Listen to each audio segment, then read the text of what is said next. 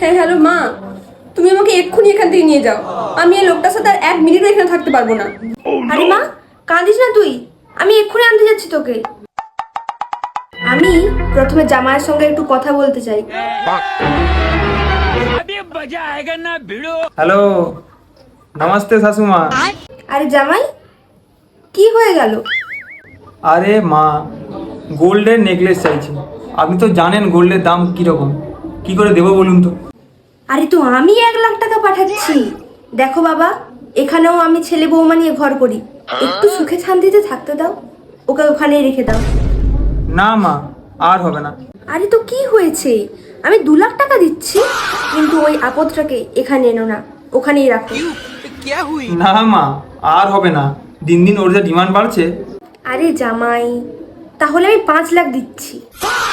উফ, যা চাইছে দিয়ে দাও ওকে, ব্যাস।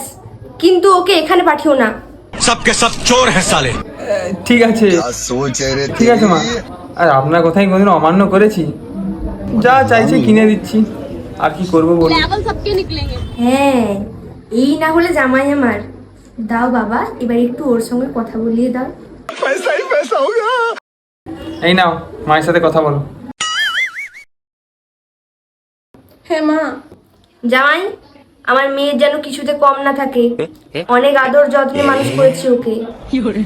যদি তুমি কিছু করো তাহলে ওকে কিন্তু নিয়ে চলে আসবো আমি এখানে, তারপর তুমি যতই কাঁদো আমি আর ও বাড়ি পাঠাচ্ছি না। হ্যাঁ, কিনে দাও যা চাইছে ও। হ্যাঁ মা, এবারও যা চাইছেন তাই কিনে দেবো, চিন্তা করবেন না। ঠিক আছে মা, টাটা। হ্যাঁ ঠিক আছে মা, রেখে দাও। চলো কিনে দিচ্ছি তোমার নেকলেস, কিন্তু 1 লাখ টাকার বেশি নয় কিন্তু। ঠিক আছে ঠিক আছে।